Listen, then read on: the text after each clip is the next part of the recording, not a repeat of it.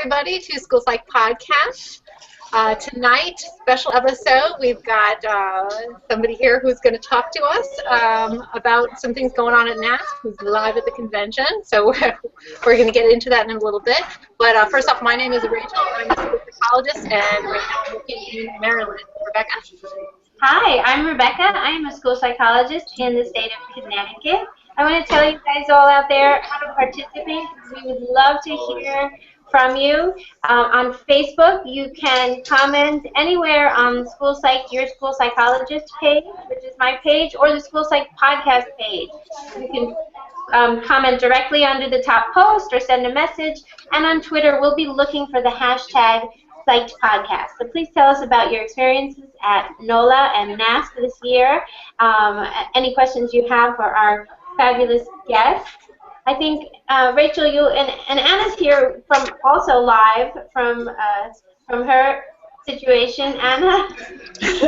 Hey, I'm Anna. I'm a school psych in New York State, and I'm so excited to get NASP.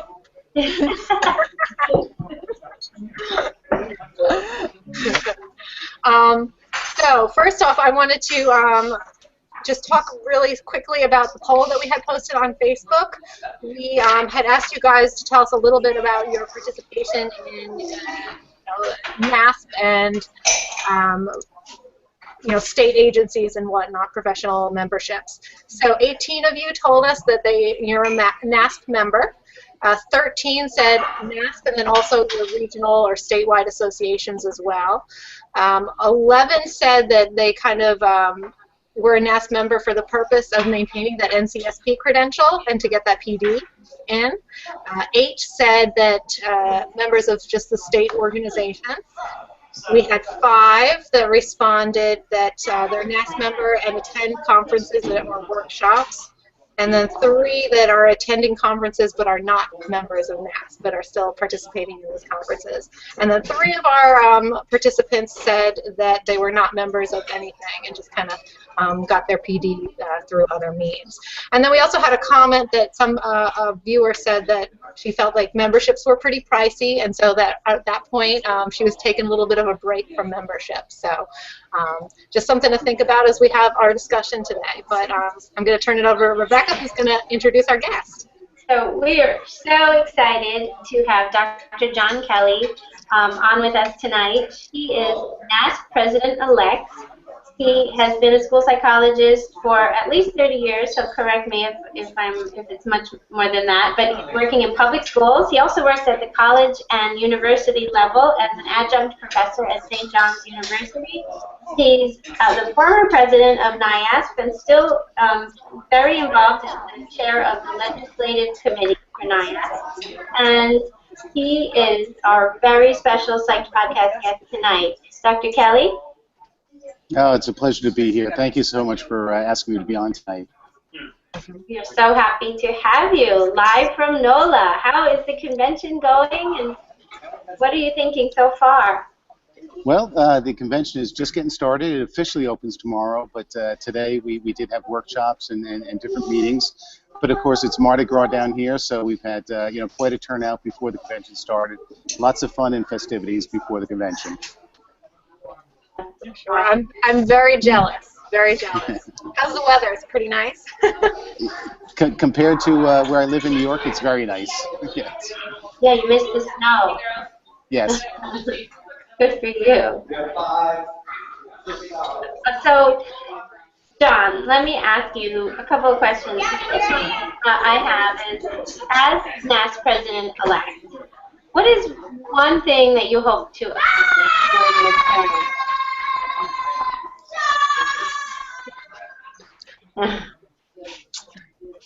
I hear. I think that it's kids. We work with kids, so we know that we can't control what happens, with kids in the background, but that's not a problem. I think that one of my biggest goals as NASP presidents, well, actually I have 2 goals. One is to really highlight and celebrate the work that we do as school psychologists. We are so good at kind of deflecting attention away from ourselves and celebrating others and advocating for children, advocating for families, advocating for different services that we offer. but we're not real good at kind of celebrating ourselves. And so certainly I hope to spend my presidential year celebrating school psychologists and kind of recognizing the value of what we provide as professionals. That's a really big thing for me. The second thing is, and I've been very passionate about this for a number of years, are the mental and behavioral health services that we provide for children in the schools. In the school is the main location where most kids get the mental health services that they need. It's just not available in the community service. And so I think that we need to do a better job at one, training school psychologists to meet that role, but also informing administrators and other decision makers of the value of doing that type of work in the schools. So those are two things I'm really looking forward to doing. Very cool. I had a question too, as far as what your feelings are with licensure as far as school psychs. Like in some states, licensure is through the Department of Education. In other states, we're working under psych boards. I was recently in Texas where I was under a psych board, and initially I didn't think that there would be a huge difference there as far as my role, but I felt that with the psych board, it definitely was a bit of a different dynamic, and not being able to use the term school psychologist in Texas and that type of thing, and how that hurt kind of my ability to advocate for myself and the field within Texas there. So what are your thoughts on licensure and how that might impact us? Well, the credentialing of school psychologists is a very interesting yet complex issue. Because the credentialing of school psychologists really happens at the individual state level. It's not something that's controlled at the federal level. And so all of the different states and even territories have their own standards for how they're going to credential school psychologists. Some school psychologists in some states are certified to work in the school system through, as you said, Department of Education or some other state-level department. Other states have licensure of school psychologists, but even the licensure means something very different. You bring up the example of Texas, where you have licensed specialists in school psychology is the title that is used there.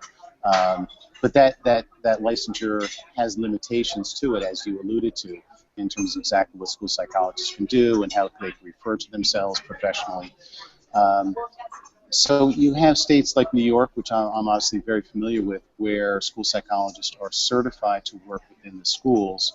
However, even that certification has significant limitations in terms of the services that can be provided. I think it really goes down to a matter of advocacy and school psychologists within the state trying to determine what level of official will give them the broadest range to apply their services.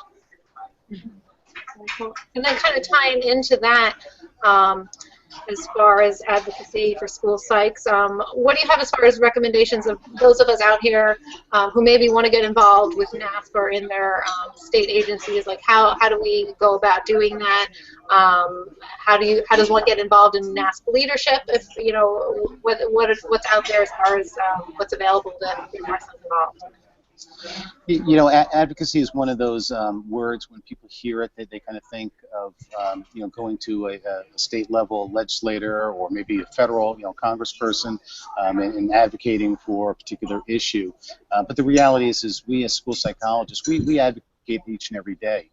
Just through the work that we do with children, when we're advocating at the building level for services, we advocate for parents in terms of what's needed within the family. We certainly advocate for our colleagues, teachers, administrators, things of that nature. So I always like to say to school psychologists, don't be afraid to get involved in advocacy. Start small. Something simple like at the building level, there are lots of resources that NASP has available to them, different fact sheets about common childhood disorders or learning issues that are relevant in the classroom itself. And so a simple advocacy technique is to provide that type of information to teachers, doing some type of training or doing some type of parent workshop. So start small at that level. As you get more comfortable, you can build up to doing maybe advocacy at the district level with the school board, something of that nature. And then you can certainly build up your skills and comfort level to maybe doing something at that state level or even at the federal level. NASP has great opportunities, and I always like to highlight what's called the Public Policy Institute. It's run every July down in Washington, D.C. It's been run in conjunction with George Washington University, where we bring in school psychologists from throughout the United States, and we train them in public policy and advocacy skills. So for someone who is really interested in developing those skills and stepping up to a very different level, that's a great opportunity to do some professional development during the summertime, again during July. For those that want to get involved with leadership type of opportunities or get involved, with the state associations, I think state associations are great grounds to begin to develop those skills. Contacting whether it be the president or someone within your state association. I think every school psychologist should belong to their state association. It's at the state association level that a lot of good work, protection of jobs, advocacy work happens at that state level. That's not to say you shouldn't be a member of NASP. Obviously, I believe that that's important as well. But getting involved with the state association can be critical, especially for those that want to get involved in leadership. And then at NASP, opportunities develop. We have a leadership development committee that is here that's opening up different pathways for school psychologists to become involved in leadership. Yeah, that's really interesting. I didn't know that very much about the Public Policy Institute. Is that something people can find out more about through the NASP website? Yes, again, it's held every July, and the advertising for it generally will start in the springtime. So it is advertised on the NASP website. Also through the state associations, a lot of recruitment to attend it comes through the state associations. Usually state associations will send different individuals to it as part of their advocacy efforts. Awesome.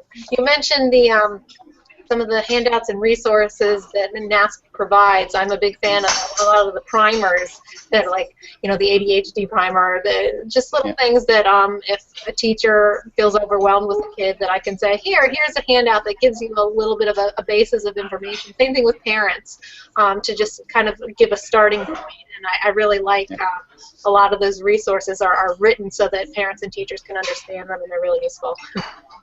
Sure. No, I like how you put it, Rachel, because I think that it is a starting point, and I think that gives us a convenient entrance into having a conversation with a parent or having a conversation with a teacher about particular issues. And I'm a big believer in those types of conversations. I think that's really important. We thought of a couple questions about, let's see. You've already talked a little bit about supporting members and how NASP does it. I think it's really great, too, just the work that NASP does, advocating. I mean, you talked about advocating doesn't need to be, higher up with laws and things, but you guys do a lot of that, too, that you're involved in laws and things that might affect us as school psychologists, things that affect mental health in our schools, and all that stuff that an individual person wouldn't be able to really have a strong enough voice. So I feel like NASP gives us that collective voice to be heard. Does that make sense? No, I would agree with you, Rachel. I think that is an important role and an important function of NASP, particularly at the federal level. There is what's called the Government and Professional Relations Committee that I always call the advocacy wing of NASP that is involved on Capitol Hill looking at legislation. We recently had ESSA, or Every Student Succeeds Act, which replaced the No Child Left Behind. And NASP was intensely involved in the development of that legislation, involved in writing certain sections of it, making sure that the services that we provide are written into that particular law, and school psychologists are expressly recognized within the law itself.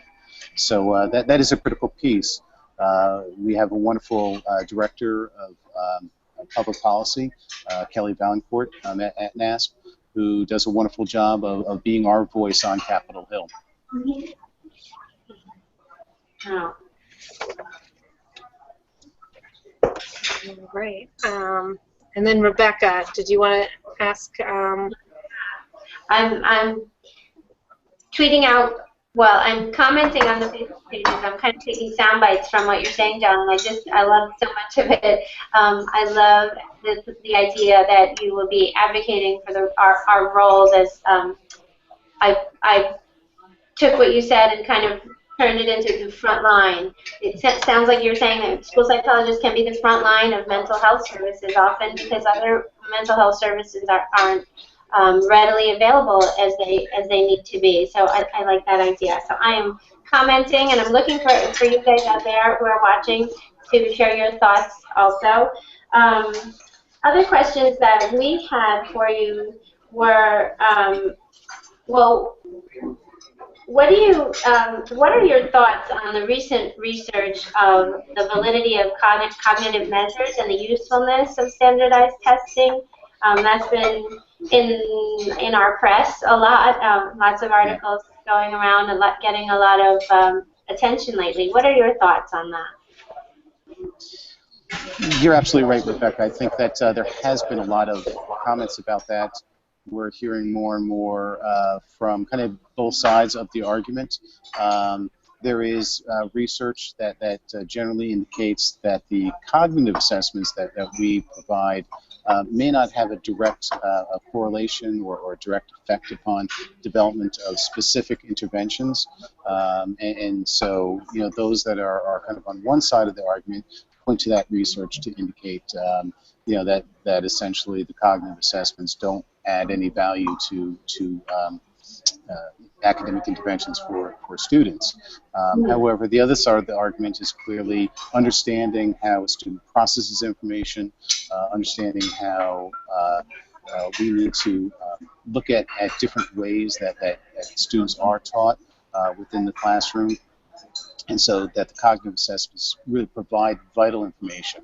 And then there's kind of I'm not going to say newer, but it's a less known of more of the school neuropsychology that is looking more at neurologically, you know, how students are processing information and looking at assessments that can be done to look more at, once again, the neurological aspects of it. So I think my personal feeling is I think that there is great value in the assessments that we do. We as school psychologists, we understand assessment. We understand what assessment is all about.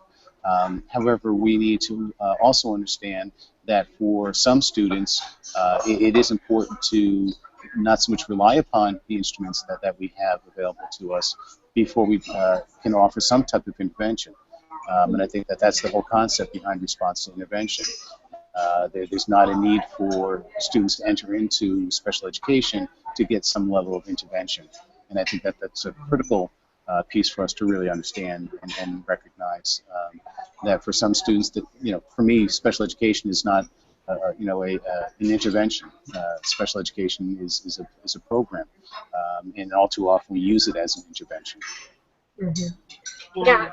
And I think that as school psychologists, I mean, our training is so broad in what we're capable of doing within our school, and our roles are so varied per state, per district, per school, depending on what principal you got. You know, it can dictate what you're doing on a day-to-day basis. And so a lot of us are, doing mostly cognitive evaluations, and then on the other side we've got a lot that, you know, just do counseling. Rebecca focuses a lot on counseling, and I do a lot of more traditional battery evaluations. And so it's interesting, to see the research and to see where do you think that the field is going to shift? Do you think that where do you see us going down the line?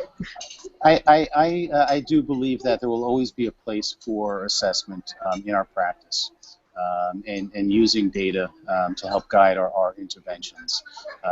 You know, the assessments may shift, the focus of the assessments, what type of assessments we're using, but I think there will always be a role for assessment in our work. Sure. And I think that as school psychs we're very data-minded, and I think that if anyone in the school is going to understand numbers and stats and progress monitoring and things like that, it's going to be us. So I think it's a good I would agree, Rachel. I think that is a critical piece. I think we do bring that expertise to the schools and really understanding what the data is telling us. I think that's the value of one of the values of school psychologists. Mm-hmm. Yeah, we have a viewer comment that I thought I'd read. Eric says, "This is so important. Our lens that we view the school community, students' learning and mental health needs is one that is highly refined. We hold a wonderful, unique position in our schools. Sometimes others don't know how to use the skills, though. The better we are able to advocate for our roles, the more effective we'll be. Well, I couldn't add anything more to that. I would agree with that 100%. And I think that I really like the beginning part where they talk about the lens that we view these issues. And I do believe that school psychology is it's a unique profession. We have unique training that's very different than, for example, a clinical psychologist or another type of mental health professional.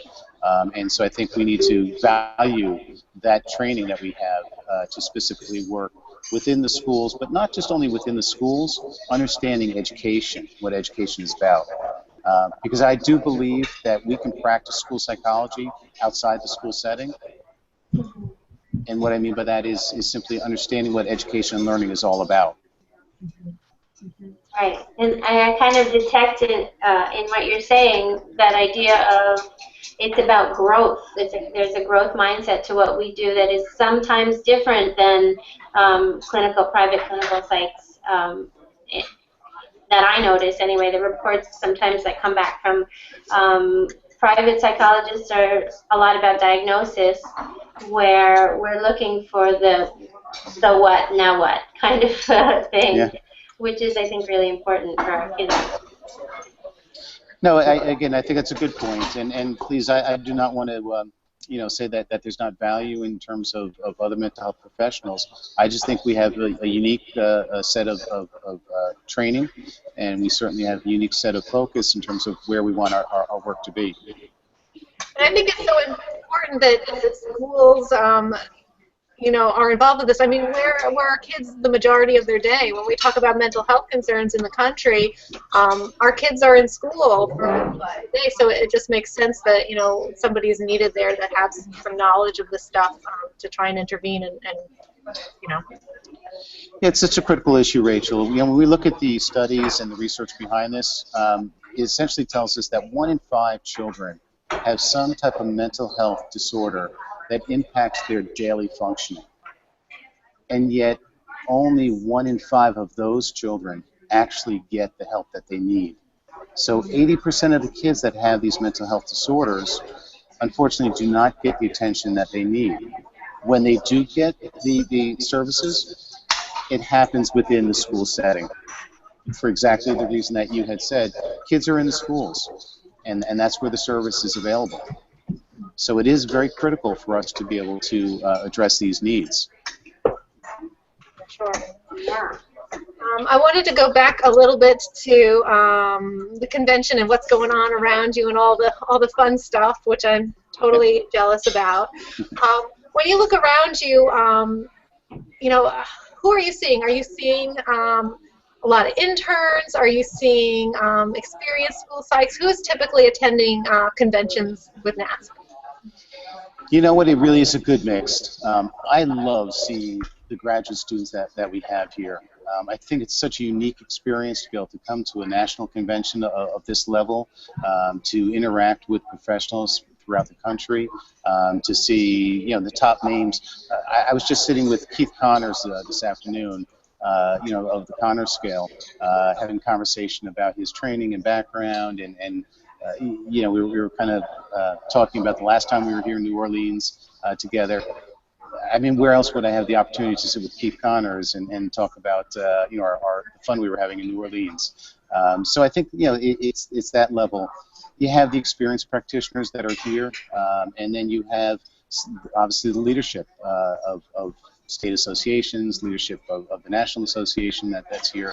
So it's a really good mix of people that are here. Very cool. You're gonna have to name drop and make us super jealous. Good. I'm sorry, I didn't mean to name drop. I just wanted to offer that as an example to say, that's the level of access that you often have. Yeah. No, it's funny. Anna and I frequently joke with Rebecca because she's like a fangirl sometimes with some of these. Yeah.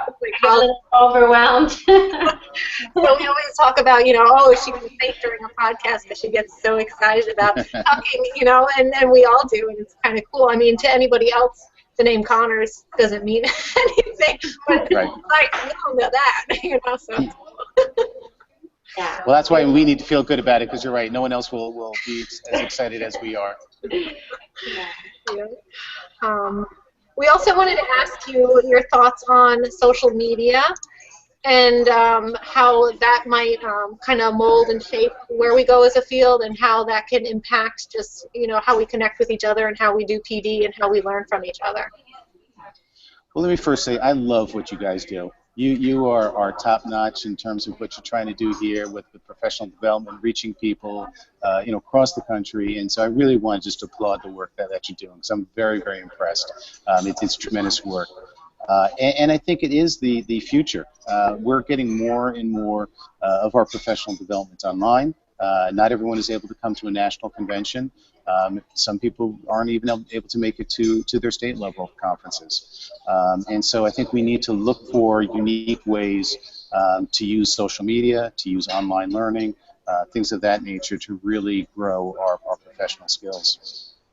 I agree. I think it's really exciting. I know for myself, I'm early career. I'm on my 3rd year, and I miss being connected to my graduate students from my program, but I feel like I get so much out, not only out of this, but by just being connected online, by from the NASP website, from Twitter, and I think there are just more and more opportunities to help people who want to learn more and do more, so that they can be their best at work. There's such a great opportunity to provide that online.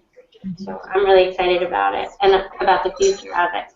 Absolutely. And anybody that we contacted through social media, to come and do the podcast, or to just chat with us, or to ask, answer some questions that we might have. Everybody in kind of our school psych community is always so willing to help each other out. We've talked a lot about the forum, the School Psychology Forum Facebook page. It's just like this huge area where people are constantly posting questions and interacting with each other. And I just think, it's a really great dynamic. It's exciting. It is very exciting. And I think that you look at the success that you guys are having because people are looking for that information. And we are living, obviously, in an era where we need easy access to information. And so whether it be through the Facebook page, through podcasting, through tweets, things of that nature, this is how people are accessing information now. Sure. Yeah, and I think that the team spirit is so helpful too. Even if you have a question that you can't get answered online, or if you have a need that is, sort of bigger than just putting it out on Facebook or Twitter, just feeling like you're not alone is really helpful. And advocating for each other in that way, I think is really nice. Yeah, I would agree. And I know we were joking just a couple minutes ago about kind of being a little starstruck and looking at some of the stellar people within our field. But I have to be honest with you, my experience over the years has been that people are open to being approached, to being asked. Even some of the luminaries within our field, they like being asked about their work. So, some of the listservs that I belong to that have some of the top people in the field, I see them loving to answer questions that are asked. So I would certainly encourage school psychologists to not be afraid to do that. That's great. We'll be shooting out emails this week, everybody. There you go. So, John, I'm wondering if you might want to walk around and check in on the NASP convention goers and see how everybody's feeling tonight. Yeah? We can go check it out. I can go out into the lobby area and kind of give a little tour of the area and see if there are any people who maybe want to ask a question or be part of the podcast. That would be great. All right, so give me a moment. I'm going to take a walk out there, and I'll come back on in just a second. Okay, great. These are our eyes and our ears. These are eyes, our boots on the ground. And for those of you that are not there at the convention, get ready for some more convention envy. I was today looking at the list, the session list, and it's just unbelievable. I would want to attend almost every single one, which would be impossible, but I'm completely envious. And I joke a lot with Anna about when I go to a convention that I want to come home with my weight in pens, because those booths, they hand out pens all the time. So I'm like, if I'm paying, a good amount of money to attend this convention, I'm going to leave with a whole bunch of pens and Post-its and laser pens and stress balls and all that stuff. Oh, I love the stress ball. Yeah. Well, that's certainly part of it. Is what type of goodies can you get? What can you go home with? All that. So I am out in the lobby area right here. I'm going to unplug my microphone here so that if we do have others, and hopefully we'll be able to hear you, because it is a bit noisy. It is a bit crowded. I can do a quick little scan of the crowd and kind of show the viewers. Okay, wonderful. Wow. I'm feeling it. I feel like I'm there. Okay, so let me turn around and just see if we have any people approaching. I have someone who looks like she wants to come over.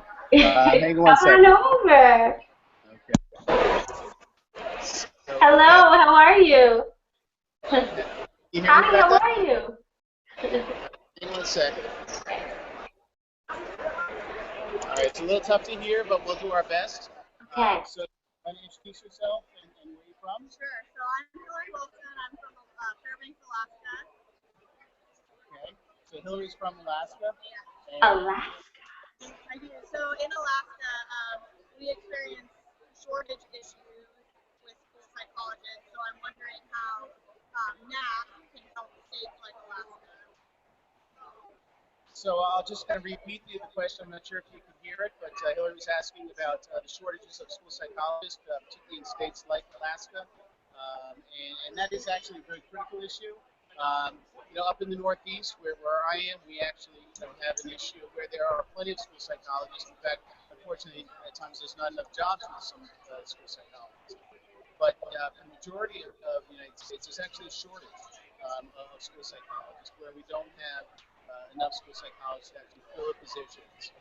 In some states, we actually don't even have training programs. For example, Hawaii, they're just developing a school psychologist training program. Wow. And so it affects our ability to really be able to implement the comprehensive services that we're trained to engage in, some of the things that we were talking about before. And so NASP is taking that on as a priority. It's one of our what we call our key initiatives. In fact, it's our top key initiative to make sure that we're developing different strategies to help states like Alaska recruit and retain school psychologists. In fact, we have here at the convention, we have a number of schools. In fact, I think Alaska is one of the states that's actually setting up a booth in the exhibit hall to recruit. Tonight, actually, from here, I'm going to a recruitment social put on by the Western states. Are you going to be at that recruitment social? I am going to be at that room. Okay, so Hillary's going to be at the recruitment social there, where we've invited graduate students, we invited early career school psychologists to come to the recruitment social, so that maybe we can connect states that are looking for school psychologists with those that are looking for jobs. Wow. Thank you, Hillary. Appreciate it. That's awesome. Go Alaska. All right, let me look around and maybe I can make eye contact with someone. Sure. Okay. Reel them in. Hello. I can hear them, but they can hear us just fine. But if you want to introduce yourself. Okay, yeah. Andrew Shanik, Associate Professor of College St. Rose, also President of the New York Association of School Psychologists. Oh.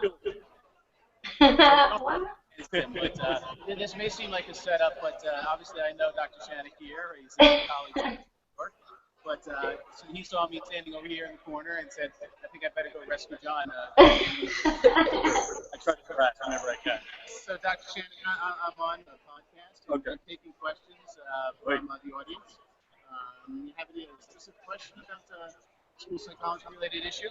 School psychology-related issue. In terms of what NASP is doing, or is it just some of your thoughts about Anything you'd like to ask, I'm open to anything. I think, are you seeing that there's enough being done in terms of rural districts in school psychology, or do you think there's still like a real missing school psychologists out there in those areas? Well, it's interesting. Once again, you hear the issue of shortages coming up and addressing the needs of those that live in rural areas. Even states that have a large population like New York, we obviously have very rural areas, and make sure that we need to address the needs of children, families, and certainly the schools that are out there. People don't think of New York as having rural area, but most of the bloody state is rural. Mm-hmm. So we think like using stereotypes, Kentucky has to be rural, but New York is just as Kentucky is. It's amazing. So yeah, the bottom line is that it all boils down to the sense of being able to have the professionals to fill the positions, but also the importance to do advocacy with the decision makers, whether it be administrators or school boards, to make sure that they're understanding the role of school psychologists, and once again, the complex nature of our jobs, and making sure that when decisions are made about filling positions, they understand what school psychology is all about. I talked to you before about making sure that we belong to our state associations. And this is a perfect example of the value of belonging to the state association, because that's really where a lot of the work is done by the state association to make sure that that is happening, whether it be in a rural area, an urban area, or suburban areas. Right. Okay. Thank you, Dr. That was Jack. awesome. Yeah, thank you. So nice to meet you. I don't know if I was going to have a seizure in the middle of the thing. That was awesome. Great. I'm going to turn up my volume. Let me see once again if I can make a little more contact. You give me the high sign. We need to cut it short, but Okay. we'll be looking for some additional people. Let me kind of turn around once again, try to make some eye contact. Hi. Bring her over. Come on in. Come on. Join us on the hangout. It's difficult to hear you, so try and speak up. So you got to come close because of the background noise. So I'm here doing a podcast with two of my colleagues, two school psychologists. And so I have these two lovely individuals who came to approach me. What we're doing is taking questions from school psychologists about anything school psychology related, or something specific for me as incoming president-elect. So if you want to come in and just introduce yourself and who you are. Sure. Hi, my name is Catherine Carnazzo. I'm actually a graduate student, so school psychologist, practitioner in training. Question, maybe from a student perspective? Absolutely. Yes.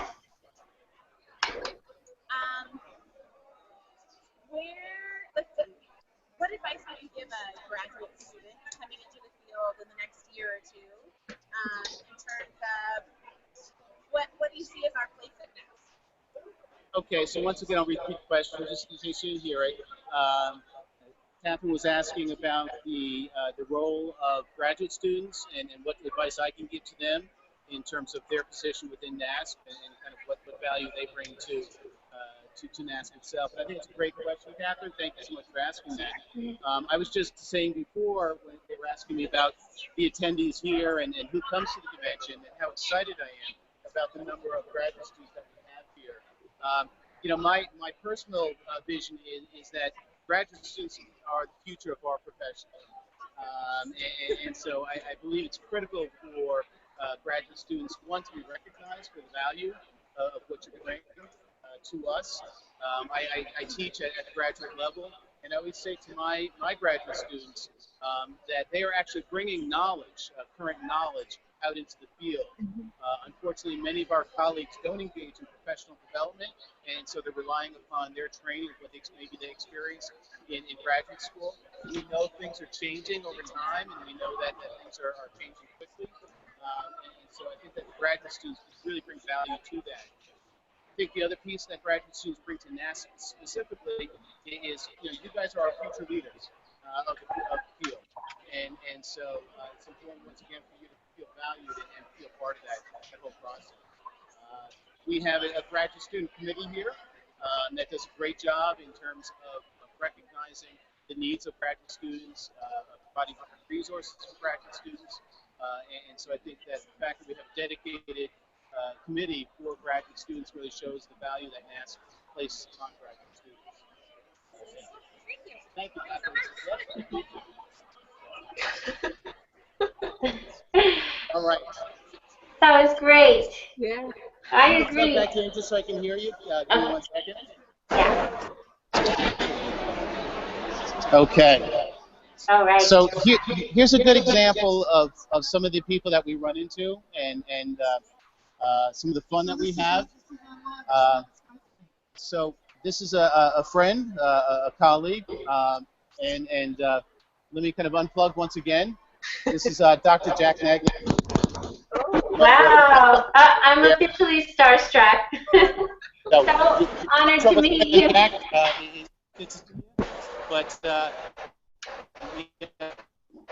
Oh, we're losing the signal a little bit. I don't lose the signal. There we one go. of the questions that came to me before processing the luminaries in the field that I have met personally in terms of some of the things we were talking about before. But what we're doing, Jack, is I'm obviously doing a podcast with these colleagues, these school psychologists. Okay. And I'm taking questions from the field in terms of coming in as president-elect of NASP or some other professional aspect of what school psychology is all about. So if you have a question for me, I'm more than happy to try and answer it. And, Okay. So, first of all, congratulations. thank you. I did vote for you, by the way. I appreciate the support. Over the many years I've been in NASP, I started in the mid-'70s being a member of NASP. And I've been a member of NASP every year since like 74. I've always struggled with the diversity in opinions and sometimes, quite frankly, a heavy-handed approach of the so-called leaders in NASP. And in the last communique, it's a good example of a position about a certain approach to what we do as professionals that I think is demeaning and intentionally hurtful and tearing down the work of others.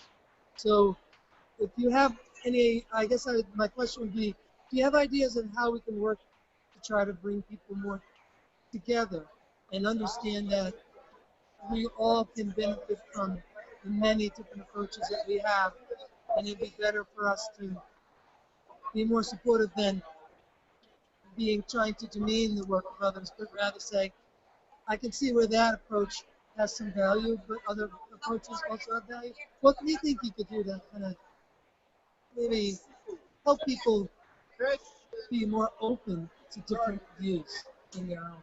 Okay. So I think you probably heard most of what Jack was asking, but Jack has been a vocal professional in terms of making sure that all different perspectives are listened to and considered. I have found Jack to be, although clearly falls in one camp and in one side of the argument, very open and honest in terms of recognizing the value of the diversity of thought. And I said it with all sincerity, Jack.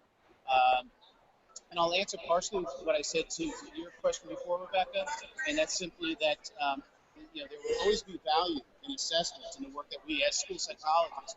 This is part of our expertise.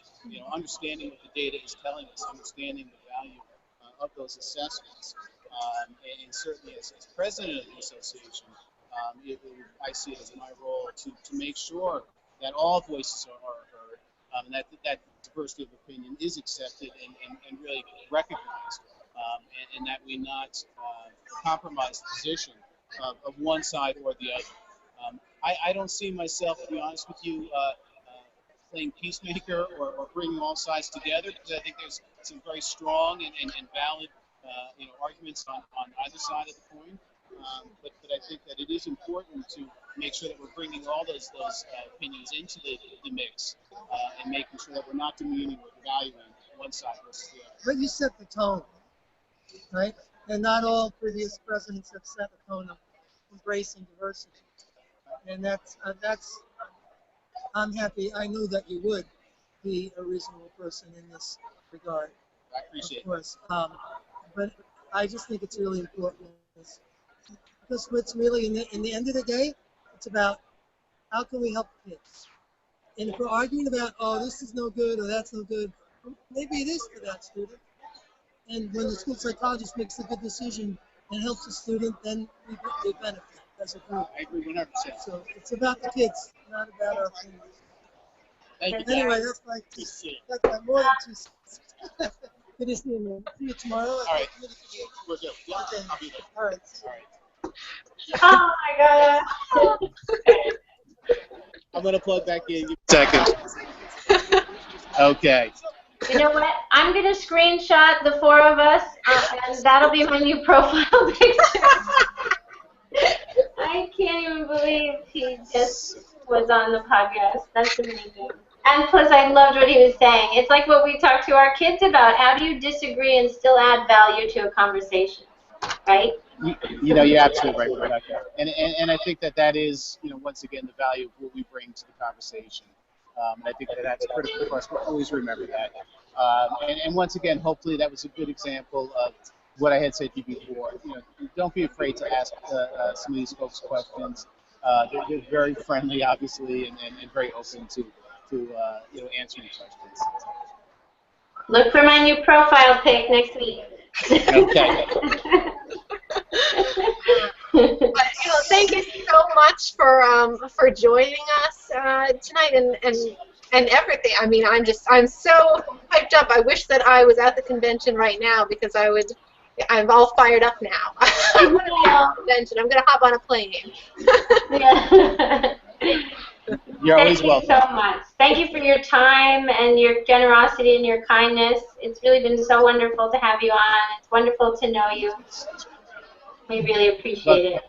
Okay. Well, thank you so much. As I said before, I really appreciate the honor of coming on.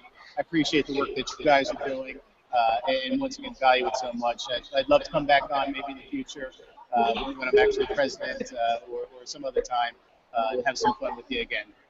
Absolutely. We would love that. Thank you. Enjoy the rest of the conference. And we want to see how many pens you've collected once you get back to New York. Okay. Okay. All right. Good night, everybody. Have a great night. Good night, everybody.